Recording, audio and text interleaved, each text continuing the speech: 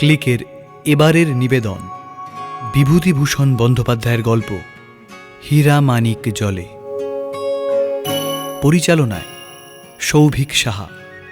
শুরু হচ্ছে হীরা মানিক জলে, অষ্টম এবং শেষ পর্ব। সপ্তম পর্বে শুনেছেন জঙ্গলের মধ্যে সুশীলরা এক সুড়ঙ্গ পথ দেখতে পায়। প্রথম দিন ওরা কিছু দূর এগোনোর পর দেখে রাস্তা বন্ধ। পরদিন সুশীল একা গিয়ে এগিয়ে চলার নতুন পথ খুঁজে পায়, কিন্তু সে পথও কিছু দূর এগোনোর পর এক বড় চাতালের সামনে এসে শেষ হয়ে গিয়েছে। জামাতুল্লাহ গাঁইতি দিয়ে সেই পাথরখানা তুলে ফেলতেই নিচে আবার সিঁড়ির ধাপ দেখা যায়।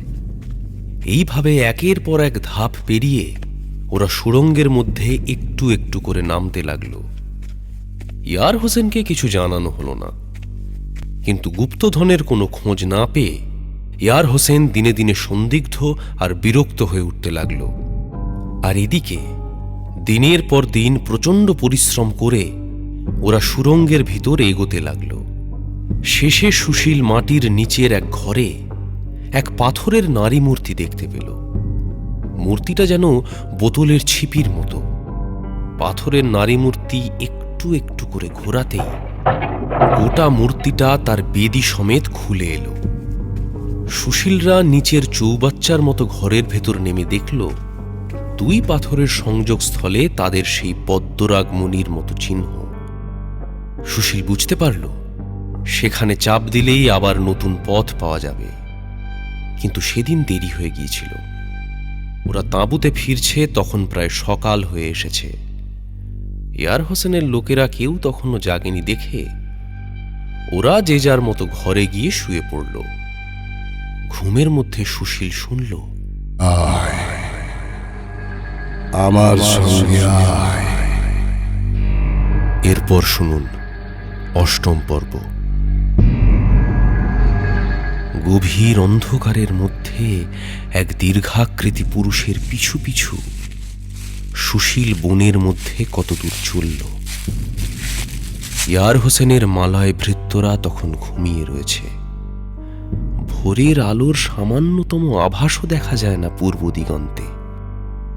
সমস্ত বন স্তব্ধ, যেন স্বপ্ন ঘোরে আচ্ছন্ন। সারি সারি প্রাসাদ একদিকে, অন্যদিকে বড় দিঘির টলটলে নির্মল জলের বুকে পদ্মফুল ফুটে আছে। গভীর অন্ধকারের মধ্যে মন্দিরে মন্দিরে ত্রিমূর্তি মহাদেবের পুজো হচ্ছে।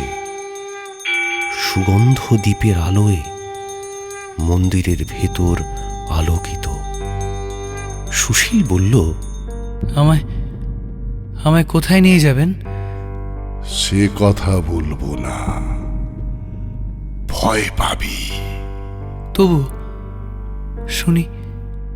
বহুদিনের বহু ধ্বংস, অভিশাপ, মৃত্যুর দীর্ঘশ্বাসে এ পুরীর বাতাস বিষাক্ত। এখানে প্রবেশ করবার দুঃসাহসের প্রশংসা করি, কিন্তু এর মূল্য দিতে হবে। কি মূল্য? একজনের প্রাণ। সমুদ্র মেঘলায় দ্বীপের বহু শতাব্দীর গুপ্ত কথা ঘন বনে ঢেকে রেখেছিল। ভারত মহাসমুদ্র স্বয়ং এর প্রহরী, দেখতে পাও না? আগে তা দেখেছি বটে। তবে সে রহস্য ভেদ করতে কেন এসেছো এখানে? আপনি তো সব জানেন। সম্রাটের ঐশ্বর্য গুপ্ত আছে এর মধ্যে, কিন্তু সে পাবে না। যে অদৃশ্য আত্মারা তা পাহারা দিচ্ছে তারা অত্যন্ত সতর্ক, অত্যন্ত হিংসুক। কাউকে তারা দিতে দেবে না। তবে তুমি ভারতবর্ষের সন্তান, তোমাকে একেবারে বঞ্চিত করব না। রহস্য নিয়ে যাও, অর্থ পাবে না। যা পাবে তা অতি সামান্য, তারই জন্য প্রাণ দিতে হবে। সাহস আছে? নিশ্চয়ই দেব। তুমি ভারতবর্ষের সন্তান, আপনি কি বিম্ভমুনি? মূর্খ, আমি এই নগরীর অধিদেবতা। ধ্বংসস্তূপ পাহারা দিচ্ছি শতাব্দীর পর শতাব্দী। অনেকদিন পরে তুমি ভারতবর্ষ থেকে এসেছো। তোমাদের সাহসী পূর্বপুরুষরা অস্ত্র হাতে এখানে এসে রাজ্য স্থাপন করেন 800 বছর আগে। তোমরা সিদেশ থেকেই এসেছো কি? দেখলে চেনা যায় না কেন? সেটা আমাদের অদৃষ্টের দোষ, আমাদের ভাগ্যলিপি। তারপরেই সব অন্ধকার। সুশীল সেই অদৃষ্ট পূর্বপুরুষের সঙ্গে সেই সূচিভেদ্য অন্ধকারের মধ্যে কোথায় যেন চলেছে আর চলেছে। মাথার উপর কৃষ্ণা নিশিথিনীর জলজলে নক্ষত্র ভরা আকাশ, বহু যুগের পুরনো ধূপের গন্ধে আমোদিত বনের ছায়ায় ছায়ায় অজানা পথে চলার যেন শেষ নেই। বিশাল পুরী, প্রেতপুরীর মতো নিস্তব্ধ। সুশীলের বুক গুড়গুড় করে উঠল।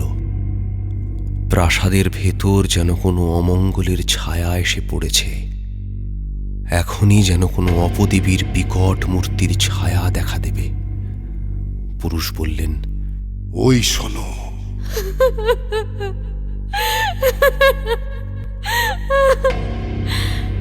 সুশীল চমকে উঠল, যেন কোনো নারী কণ্ঠের শোকার্ত চিৎকারে রাতের নিস্তব্ধতা ভেঙে পড়তে চায়। এ কণ্ঠস্বর তার চেনা, ভীষণ পরিচিত, খুব নিকট আত্মীয়ার কান্নার শব্দ। সুশীলের বুক কেঁপে উঠল। ঠিক এই সময় বাইরে থেকে কে ডাকলো, বাবুজি, বাবুজি, উঠুন বাবুজি, আরে ও বাবুজি উঠুন। তার ঘুম ভেঙে গেল। বিছানা ঘামে ভেসে গিয়েছে। জামাতুল্লাহ বিছানার পাশে দাঁড়িয়ে ডাকছে, আর দিনের আলো ফুটতে শুরু করেছে তাঁবুর বাইরে।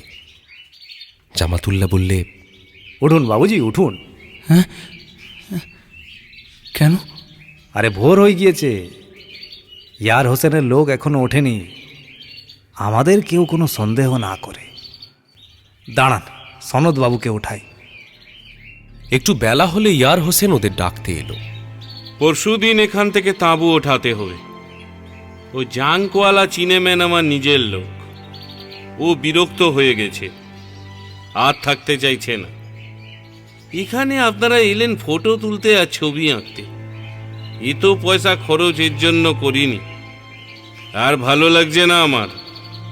যেটা ভালো বোঝেন মিস্টার হোসেন, তাই করুন। সনদ বলল, তাহলে দাদা, আমাদের সেই কাজটাই দুদিনের মধ্যেই সারতে হবে। কি কাজ? ওই বনের মধ্যে একটা মন্দিরের গায়ে একটা ছবি আছে। আসলে সেটা আমি আঁকছি, আর সনদ তার ফটো নিচ্ছে। ওটার কথাই বলছে। ইয়ার হোসেন তাচ্ছিল্যের সঙ্গে হেসে উঠল। নেন নেন, ফটো নেন। আপনারা তো এই করতেই এসছেন এখানে, করে নিন আর দুদিন। তাহলে চলো দাদা, আমরা সকাল সকাল খেয়ে রওনা হই। ইয়ার হোসেনের অনুমতি পেয়ে ওদের সাহস বেড়ে গেল। রওনা হয়ে গেল দিনের বেলাতেই। শাবল, গাঁইতি, টর্চ ওরা কিছুই তাঁবুতে নিয়ে আসেনি, রেখে এসেছে সিঁড়ির মুখের প্রথম ধাপে। শুধু ক্যামেরা আর রিভলভার হাতে বেরিয়ে গেল। জামাতুল্লাহ গোপনে বলল, আমি কোনো ছুতো করে পরে যাব। একসঙ্গে গেলে ইয়ার হোসেন সন্দেহ করবে। ও যা চালাক। আজ কাজ শেষ করতে হবে, মনে থাকে যেন। হয়তো এসপার, নয়তো ওসপার। আর সময় পাবো না কিন্তু। মনে থাকে যেন এ কথা। আজ আর ফিরবো না, শেষ না দেখে। সুশীলের বুকের মধ্যে যেন কেমন করে উঠল সনতের কথায়। সনতের মুখের দিকে সে চাইল, আর মনে মনে ভাবল, সনদ হঠাৎ এ কথা বলল কেন? হে ঈশ্বর, রক্ষা করো আমাদের। হে দ্বীপের দেবতা, আমাদের দয়া করো। আবার সেই অন্ধকার সিঁড়ি বেয়ে রহস্যময় গহ্বরে সুশীল ও সনত এসে দাঁড়ালো। আসবার সময় সিঁড়ির প্রথম ধাপ থেকে ওরা গাঁইতি আর টর্চ নিয়ে এসেছে। পাথরের নর্তকী মূর্তি দেওয়ালের গায়ে এক জায়গায় কাত করে রাখা হয়েছে, যেন জীবন্ত পুরী দেওয়ালে ঠেস দিয়ে ঘুমিয়ে পড়েছে মনে হয়। সুশীল সেদিকে চেয়ে বলল, আর কিছু পাই না পাই এই পুতুলটা নিয়ে যাব। সব খরচ উঠে এসেও প্রায় অনেকটা টাকাই লাভ থাকবে শুধু এটা বিক্রি করেই। তারপর দুজনে নিচের পাথরের চৌবাচ্চাটাতে নামল। সনদ বলল, ঘরের কোনগুলো অন্ধকার দেখাচ্ছে, ওদিকে কি আছে দেখা যাক। কিছু করিস না, তারা জামাতুল্লাহকে আসতে দে। সনদ ছেলে মানুষ, সে সত্যিই অবাক হয়ে গিয়েছিল। বাংলাদেশের পাড়াগাঁয়ে তার জন্ম, একদিন যে সে এমন রহস্যময় অভিযানে বেরিয়ে পড়বে এ কথা সে কখনো ভাবেনি। সুশীল কিন্তু বসে বসে অন্য কথা ভাবছিল। গতরাত্রের স্বপ্নের কথা তার স্পষ্ট মনে নেই। সে যেন গতরাত্রে এক অদ্ভুত রহস্যপুরীর পথে পথে কার সঙ্গে অনির্দেশ যাত্রায় বের হয়েছিল। কত কথা যেন সে বলেছিল, সব কথা মনে পড়ে না। তবুও যেন কি এক অমঙ্গলের বার্তা সে জানিয়ে দিয়ে গেছে। কি সে বার্তা, কার সে অমঙ্গল? সুশীলের স্পষ্ট কিছু মনে নেই। তবু যেন তার মন ভার, আর যেন তার উৎসাহ নেই। তবে এ কাজ থেকে ফেরবার পথও তো নেই। ওপরের ঘর থেকে জামাতুল্লাহ উঁকি মেরে বলল, বাবুজি, সব ঠিক আছে তো? এই তো এসেছো? হ্যাঁ বাবুজি, অনেকটা দড়ি এনেছি লুকিয়ে। আচ্ছা ঠিক আছে, নেমে পড়ো, এবার নামো। জামাতুল্লাহ ওদের সঙ্গে এসে যোগ দেবার অল্পক্ষণ পরেই সনদ হঠাৎ কি ভেবে দেওয়ালের উত্তর কোণের সেই চিহ্নটা চেপে ধরল, এবং সঙ্গে সঙ্গে পাথরের চৌবাচ্চার তলাটা একদিকে কাত হয়ে উঠতেই ফাঁক দিয়ে সনদ নিচের দিকে অতল স্পর্শ অন্ধকারে লাফিয়ে পড়ল। সনদ! আরে সুশীল আর জামাতুল্লাহ দুজনেই চমকে চিৎকার করে উঠল। ये क्या सनत बाबू, ये क्या किया? সনদ হঠাৎ লাফ মারতে গেল কেন ওরা তা ভেবে পেল না। কিন্তু লাফ মারল কোথায়? জামাতুল্লাহ সভয়ে বলল, सर्वनाश হয়ে গেল বাবুজি।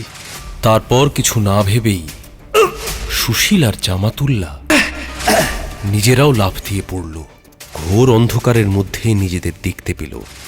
সনদ অন্ধকারের ভেতর থেকেই বলে উঠল, দাদা, আগে টর্চটা জ্বালাও তো, জায়গাটা কিরকম দেখতে হবে। ওরা টর্চ জ্বেলে চারিদিক দেখে অবাক হয়ে গেল। একটা গোল মতো ঘরে এসে পড়েছে। ঘরের দুকোণে দুটো বড় পয়নালির মতো কেন রয়েছে ওরা বুঝতে পারল না।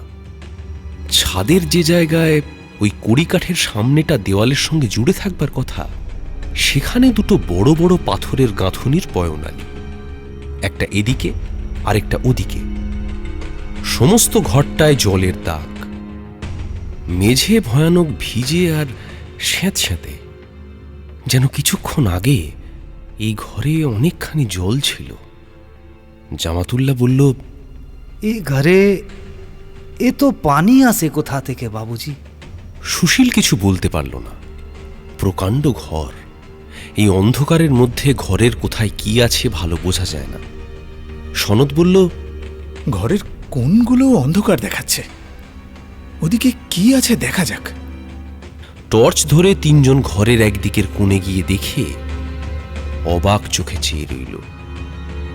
ঘরের কোণে বড় বড় তামার জ্বালা বা ঘরার মতো জিনিস, একটার ওপর আরেকটা বসানো এবং ছাদ পর্যন্ত উঁচু। সেদিকে দেওয়ালের গা দেখা যায় না। সমস্ত দেওয়াল ঘেঁষে সেই ধরনের রাশি রাশি তামার জ্বালা। ওরা এতক্ষণ ভালো করে দেখেনি।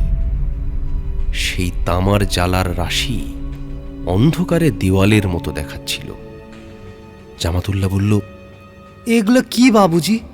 আমার মনে হয় এটাই ধনভাণ্ডার, বুঝলে? হ্যাঁ, এটাই এটাই এটাই হবে। সনদ বলল, আমরা ঠিক জায়গায় পৌঁছে গিয়েছি। জামাতুল্লাহ হঠাৎ অন্য দেওয়ালের দিকে গিয়ে বলল, এই দেখুন বাবুজি। সেদিকে দেওয়ালের গায়ে বড় বড় কুলুঙ্গির মতো অসংখ্য গর্ত, প্রত্যেকটার মধ্যে ছোট বড় কৌটোর মতো কি সব জিনিস। সুশীল বলল, জামাতুল্লাহ, যাতে যাতে হাত দিও না তো। এইসব জায়গায় এই পাতাল ঘরে বিভিন্ন ধরনের সাপ থাকতে পারে, আর এই অন্ধকারে পাতালপুরীতে নানা ধরনের বিষাক্ত সাপের রাজ্য। হাত দিও না, কিছুতে হাত দিও না। কিন্তু চারিদিকে ভালো করে টর্চ ফেলে দেখেও সাপের সন্ধান পাওয়া গেল না। সনত আর জামাতুল্লাহ কুলুঙ্গি থেকে একটা কৌটো বার করে দেখল। ভেতরে যা আছে তা দেখে ওরা খুব একটা উৎসাহিত হয়ে উঠল না। এও কি সম্ভব? এত বড় একটা প্রাচীন সাম্রাজ্যের গুপ্ত ধনভাণ্ডারে এত কাণ্ড করে পাতালের মধ্যে ঘর খুঁড়ে তাতে পুরনো হর্তুকি রাখা হবে? ওদের হতভম্ব চেহারা দেখে সুশীল বলল, কি কি ওটার মধ্যে? সনদ বলল, পুরনো হর্তুকি দাদা। হর্তুকি? তোর পাগল, হর্তুকি কি করে থাকবে? এই দেখো। সুশীল গোল গোল ছোট ফলের মতো জিনিস হাতে নিয়ে নেড়ে চেড়ে বলল, এটা আমি জানি না, কিন্তু এত যত্ন করে যখন এই জিনিসগুলো রাখা হয়েছে এখানে, তার মানে এর দাম আছে। আচ্ছা জামাতুল্লাহ, এগুলো থলের মধ্যে নাও তো দু একটা বাক্স। কৌটোগুলোর মধ্যে সেই পুরনো হর্তুকি। ওরা দস্তুর মতো হতাশ হয়ে পড়ল। এত কষ্ট করে পুরনো হর্তুকি সংগ্রহ করতে ওরা এত দূর আসেনি। হঠাৎ সুশীল বলে উঠল, আমার একটা কথা মনে হয়েছে। কি দাদা? এই জিনিসটা যাই হোক না কেন, এটাই কিন্তু ওই পুরনো সাম্রাজ্যের প্রচলিত মুদ্রা হতে পারে, মানে ওই কারেন্সি যাকে বলে। তোমরা তোমরা কয়েকটা হর্তুকির সাথে নাও, নিয়ে নাও। চলো, হাত চালো। জামাতুল্লাহ অনেক কৌশল করে একটা তামার জ্বালা পারল, কিন্তু বহু চেষ্টা করেও তার ঢাকনি খোলা গেল না। জামাতুল্লাহ বিরক্ত হয়ে বলল, একে রিবিট করে এঁটে দেওয়া বাবুজি, এ খুলবো কি করে?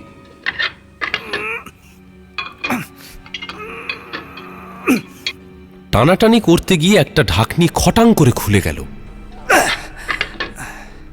সনদ বলল, দেখো, ওর মধ্যে থেকে আবার পুরনো আমলকি না বার হয় দাদা। কিন্তু জ্বালাটা উপুর করে ঢাললে তার মধ্যে থেকে বেরোলো রাশি রাশি নানা রং বেরঙের পাথর। দামি জিনিস বলে মনে হয় না। সাঁওতাল পরগনা অঞ্চলে যে কোনো নদীর ধারে এমনি অনেক নুড়ি পাথর পাওয়া যায়।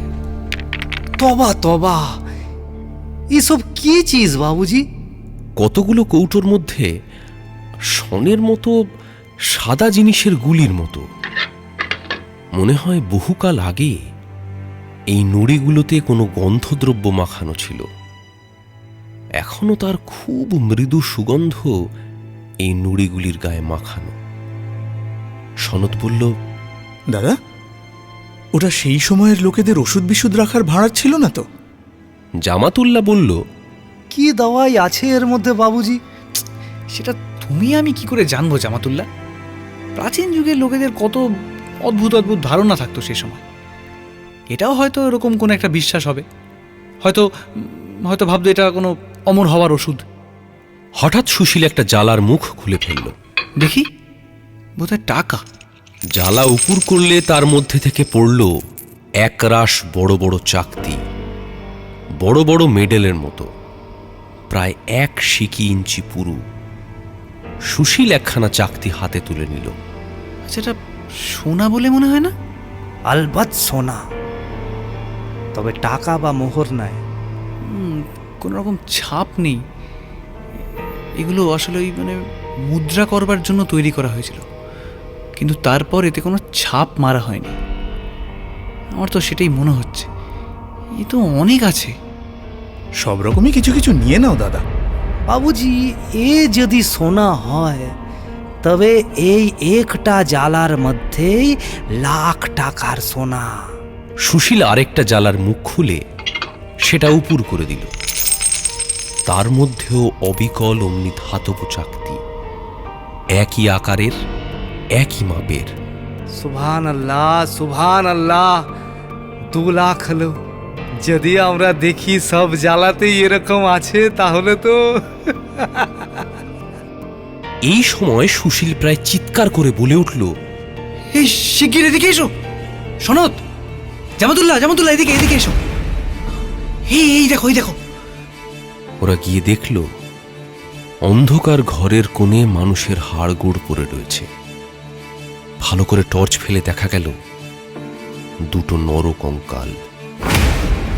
সেই সূচিভেদ্য অন্ধকার পাতালপুরীর মধ্যে নরকঙ্কাল দুটো যেন ওদের সমস্ত আশা, সমস্ত চেষ্টাকে দাঁত বার করে উপহাস করছে। কাল রাত্রে স্বপ্নের কথা ওর মনে হল। মৃত্যুর চেয়ে মহারহস্য জগতে আর কি আছে? মূঢ় লোকে চারিপাশে মৃত্যু অহরহ দেখছে, অথচ ভাবে না কি গভীর রহস্যপুরীর দ্বারপালের মতো ইহলোক আর পরলোকের পথে মৃত্যু দাঁড়িয়ে আছে। যদি নরকঙ্কালটি তার মরণের ইতিহাস ব্যক্ত করতে পারত, তাহলে না জানি সে কি কথা বলতো। হয়তো তার রক্তপাতের ইতিহাস, জীবন মরণ নিয়ে খেলার ইতিহাস, ভাই হয়ে ভাইয়ের বুকে ছুরি বসানোর ইতিহাস। জামাতুল্লাহ কঙ্কালগুলো সরিয়ে রাখল। আরে হাড় ভেঙে যাচ্ছে বাবুজি, বহুত পুরনো আমলের হাড় গোড় এসব, কমসে কম 100-150 বছরের পুরনো। কিন্তু দেখিয়ে বাবুজি, ये হাড়ের গায়ে এসব কি? ওরা হাতে করে নিয়ে দেখল প্রায় 1 ইঞ্চি করে লবণের স্তর শক্ত হয়ে জমাট বেঁধে আছে কঙ্কালের গায়ে। সুশীল ভালো করে টর্চের আলো ফেলল। চোখের কোটরগুলো একেবারে নুনে বুঝে গেছে। দেখো দেখো। এর যে কি কারণ ওরা কিছুই ঠিক করতে পারল না। অন্ধকার পাতালপুরীর শহরে ওদের হাড়ে নুন মাখাতে এসেছিল কে? সে সময় সনদ বলল, দেখো দাদা, জামাতুল্লাহ সাহেব, এটা কিসের দাগ বলুন তো? ওরা পিছন ফিরে চেয়ে দেখল সনদ টর্চ ফেলে দেওয়ালের গায়ের একটা সাদা রেখার দিকে চেয়ে কথা বলছে। রেখাটা দেওয়ালের এক প্রান্ত থেকে অপর প্রান্ত পর্যন্ত টানা। জামাতুল্লাহ বলল, বাবুজি, এ দাগ তো লোনা পানি কা দাগ, একেবারে টাটকা। সুশীল আর সনদ হতভম্ব হয়ে গেল। জল আসবে কোথা থেকে? জামাতুল্লাহ, বহুত অন্ধকার জায়গা বাবু, ভালো করে কিছুই তো মালুম পাওয়া যাচ্ছে না, কিন্তু ভালো করে ঘরের চারদিক একবার দেখা দরকার। অজানা জায়গায় সাবধান থাকাই ভালো। এত গিলা কেন ঘরটা, আমি অনেকক্ষণ থেকে তাই ভাবছি। জামাতুল্লাহ আর সনদ এক রাশ সোনার চাকতি থলের মধ্যে পুরে ফেলল। পাথরের নুড়িও নিল কিছু, বলা যায় না। যদি এগুলো কোনো দামি পাথর হয়ে থাকে। সনদ ছেলে মানুষ, সে এত সোনার চাকতি দেখে কেমন দিশেহারা হয়ে গেল। উন্মত্তের মতো আঁজলা ভরে সে চাকতি তুলে আর থলের মধ্যে পুরে নেয়। এ যেন আরব্য উপন্যাসের একটা গল্প, কিংবা রূপকথার মায়াপুরী পাতালপুরীর ধনভাণ্ডার। বাস্তব জীবনের অভিজ্ঞতায় বেলা 10টা থেকে বিকেল 6টা পর্যন্ত কলম পিষে 37 টাকা 9 আনা রোজগার করতে হয় সারা মাসে। সেই হলো রূঢ় বাস্তব পৃথিবী, মানুষকে ঘা দিয়ে শক্ত করে দেয়। আর এখানে হাতের আঁজলা ভরে যত ইচ্ছে সোনা নিয়ে যাও, হিরে নিয়ে যাও। এ আলাদা জগৎ, পৃথিবীর অর্থনৈতিক আইন কানুনের বাইরে। বহু প্রাচীনকালের মৃত সভ্যতা, এর দিন বাতিল হয়ে গিয়েছে, এর সমাজ বাতিল হয়ে গিয়েছে। হঠাৎ কিসের শব্দে সুশীলের চিন্তার জাল ছিঁড়ে গেল। বিরাট, উন্মত্ত, প্রচণ্ড শব্দ, যেন পুরো নায়াগ্রা জলপ্রপাত ভেঙে ছুটে আসছে কোথা থেকে, কিংবা শিবের জটা থেকে যেন তীর বেগে নেমে আসছে গঙ্গা। সেই প্রলয়ের শব্দের মধ্যে জামাতুল্লার চিৎকার শোনা গেল। আরে পানি পানি, আরে পালান, উপরে উঠুন পালান, পানি, যান যান, তাড়াতাড়ি করুন যান। জামাতুল্লার কথা শেষ হতে না হতেই সুশীলের হাঁটু ছাপিয়ে কোমর পর্যন্ত জল উঠল। কোমর থেকে বুক লক্ষ্য করে দ্রুত গতিতে জল ওঠবার সঙ্গে সঙ্গে জামাতুল্লাহ আঙুল দিয়ে দেখিয়ে বলল, ওই দেখুন বাবু। ঘরের ছাদের কাছাকাছি সেই দুটো নালা দিয়ে ভীষণ তোড়ে জল এসে পড়ছে ঘরের মধ্যে। কয়েক মুহূর্তের মধ্যেই ওদের জলে ডুবে মৃত্যু হবে। কিন্তু উঠবে কোথায়? উঠবে কিসের সাহায্যে? এ ঘরে সিঁড়ি নেই, আগেই দেখে এসেছে। সুশীল চিৎকার করে বলে উঠল, সনত ওপরে ওঠ শিগগিরই, সনত তাড়াতাড়ি কর, ওপরে ওঠ সনত, তাড়াতাড়ি। দাদা, তুমি আমার হাত ধরো, হাত ধরো দাদা, দাদা।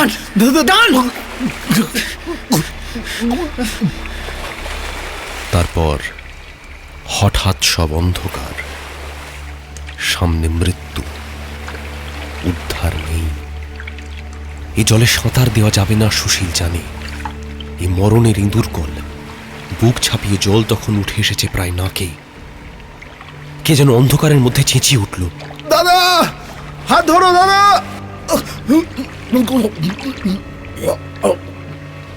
একজোড়া শক্ত বলিষ্ঠ হাত সুশীলকে ওপরের দিকে টেনে তুলতে লাগল।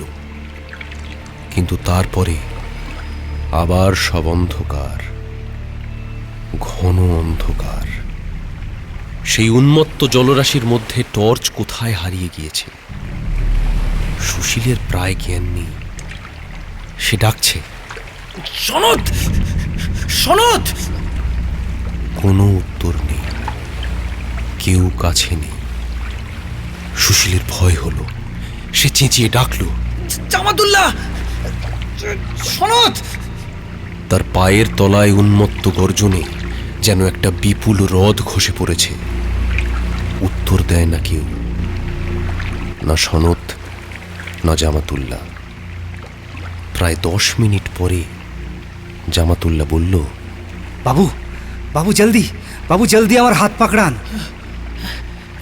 কেন? আরে পাকড়ান হাত, উপরে উঠতে হবে, সাবধান উপরে। কেন? সনত কোথায়? হ্যাঁ, সনত কোথায়? তুমি কি ওকে ওপরে রেখে চলে এসেছো জামাতুল্লাহ? আরে বাবু জলদি হাত পাকড়ান, আমার কথা শুনেন।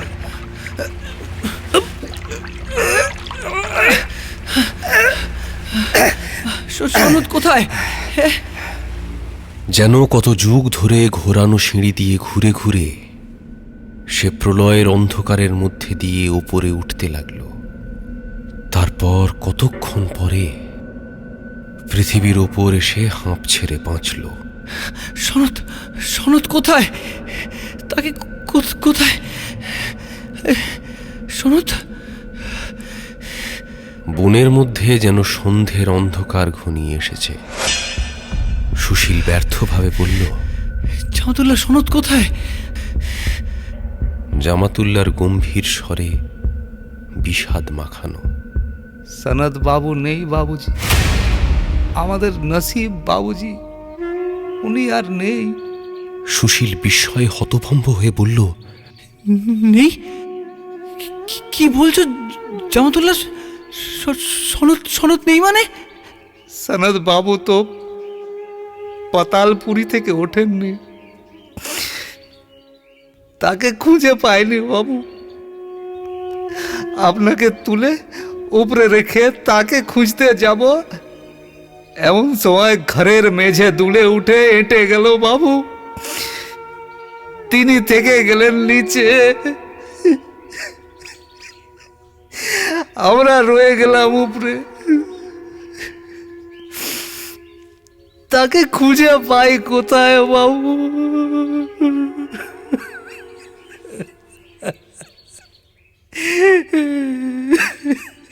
আরে কি বলছো জামাতুল্লাহ?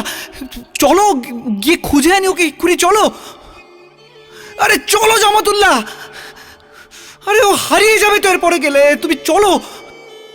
জামাতুল্লাহ একটুখানি কষ্টের হাসি হাসল। বাবুজির কি মাথা খারাপ হয়ে গিয়েছে? এখন কিছু বুঝবেন না। একটু ঠান্ডা হন বাবু, একটু ঠান্ডা হন, সব বলছি। সনৎ বাবুকে যদি পাওয়া যেত তবে আমি তাকে ছেড়ে আসতাম না বাবুজি। আরে কি বলছো জামাতুল্লাহ তুমি? কেন? সনৎ সনৎ কোথায়? সনৎ কোথায়? আরে আমি ওকে বাড়ি ছেড়ে আমি বাড়ি গিয়ে মার কাছে, খুড়িমার কাছে কি জবাব দেব?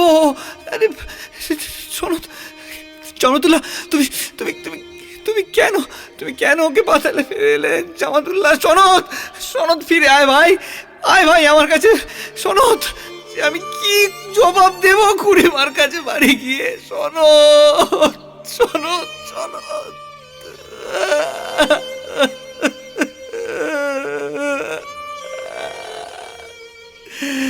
সনৎ। জামাতুল্লাহ নিজের কপালে আঙুল তুলে দেখালো। নসিব বাবুজি, নসিব, নসিব।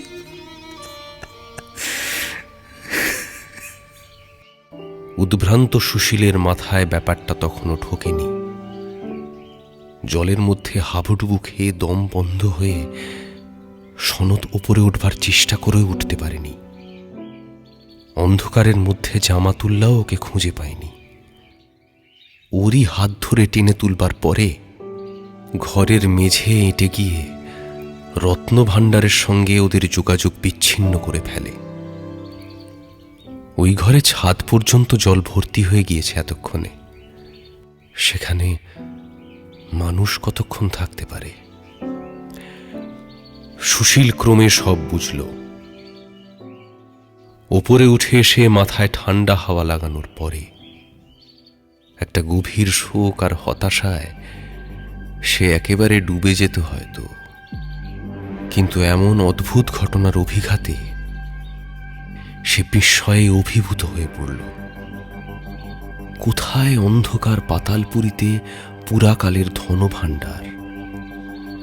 সে ধনভাণ্ডার অসাধারণ উপায়ে সুরক্ষিত, এমন কৌশলে যা একালে হঠাৎ কেউ মাথায় আনতেই পারত না। জামাতুল্লাহ বলল, পানি দেখে তখনই আমার সন্দেহ হয়েছে। আমি ভাবছি এত লোনা পানি কেন ঘরের মধ্যে? আমাদের তখনই বোঝা উচিত ছিল জামাতুল্লাহ। তাহলে সনৎ আজ এভাবে। তখন কি করে জানবো বাবুজি?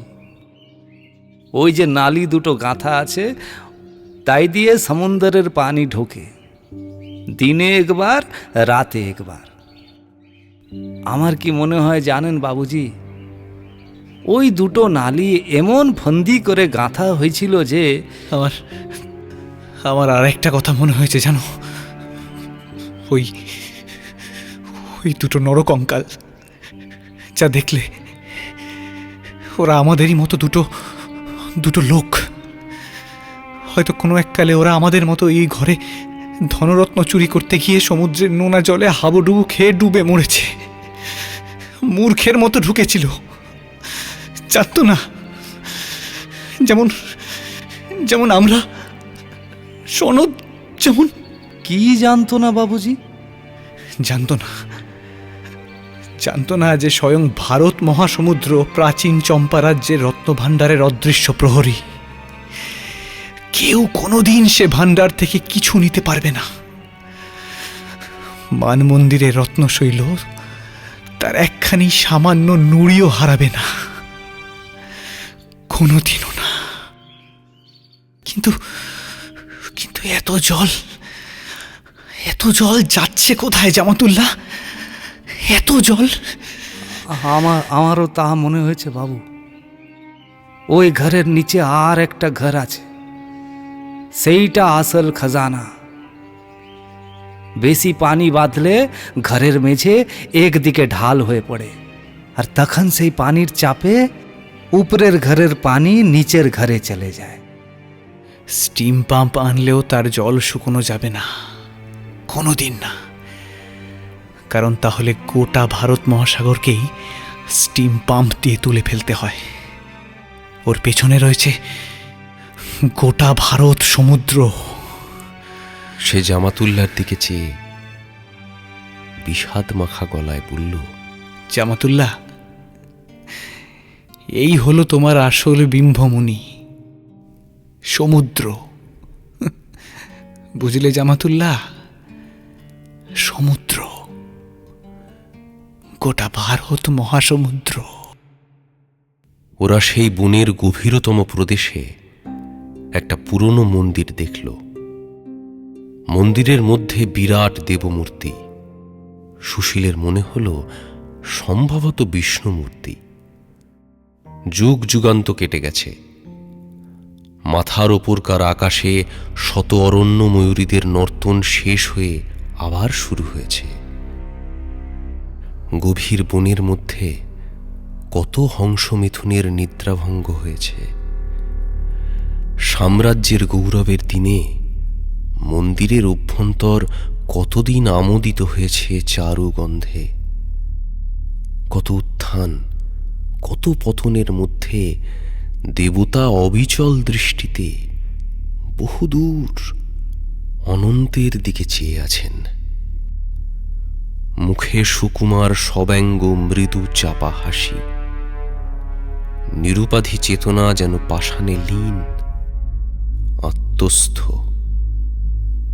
সুশীল সসম্ভ্রমে প্রণাম করল। হে দেবতা, সনত ছেলে মানুষ, ওকে তোমার পায়ে রেখে গেলাম। তুমি ওকে ক্ষমা করে দিও, ক্ষমা করো ওকে।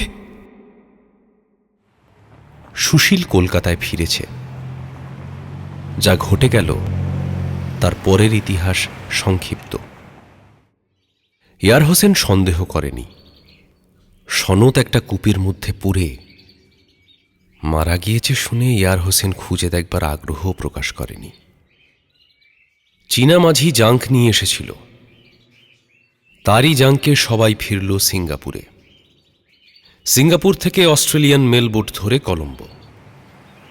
কলম্বো এক জহুরির দোকানে জামাতুল্লাহ সেই হর্তুকির মতো জিনিস দেখাতেই তারা বলল, এ তো খুব দামি জিনিস মনে হচ্ছে। ফসিল অ্যাম্বার, বহুকালের অ্যাম্বার, কোনো জায়গায় চাপা পড়েছিল। দুখানা পাথর দেখে বলল, আনকাট এমারেল্ড, কাটলে খুব ভালো জিনিস বেরোবে। ওই আন্নামালাইয়ের জহুরিরা এমারেল্ড কাটে, সেখানে গিয়ে কাটিয়ে নেবেন, ভালো দামে বিকবে। সব শুদ্ধ পাওয়া গেল প্রায় ৭০,০০০ টাকা। ইয়ার হোসেনকে ফাঁকি না দিয়ে ওরা তাকে তার ন্যায্য প্রাপ্য ১০,০০০ টাকা পাঠালো। সেই মাদ্রাজি বিধবা নটরাজনের স্ত্রীকে পাঠালো ২০,০০০ টাকা। বাকি টাকা ৩ ভাগ হল জামাতুল্লাহ, সনতের মা আর সুশীলের মধ্যে। টাকার দিক থেকে এমন কিছু নয়, অভিজ্ঞতার দিক থেকে অনেকখানি। কত রাত্রে গ্রামের বাড়িতে নিশ্চিন্ত আরামের বিছানায় শুয়ে সুশীলের মনে জাগে মহাসমুদ্র পারের সেই প্রাচীন রাজ্যের অরণ্যাবৃত ধ্বংসস্তূপ, সেই প্রশান্ত রহস্যময় বিষ্ণুমূর্তি। হতভাগ্য সনতের শোচনীয় পরিণাম। অরণ্য মধ্যবর্তী তাঁবুতে রাত্রির সেই অদ্ভুত স্বপ্ন আর জীবনের গভীর রহস্যের কথা ভেবে সুশীল অবাক হয়ে যায়। জামাতুল্লাহ নিজের ভাগের টাকা নিয়ে যে কোথায় চলে গেল তার সঙ্গে আর সুশীলের দেখা হয়নি।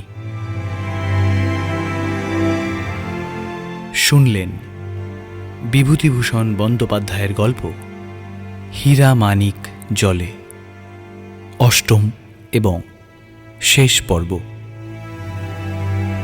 প্রযোজনা শান্তনু চ্যাটার্জি, সুশীল এবং গল্পের সূত্রধার সবুজ বর্ধন।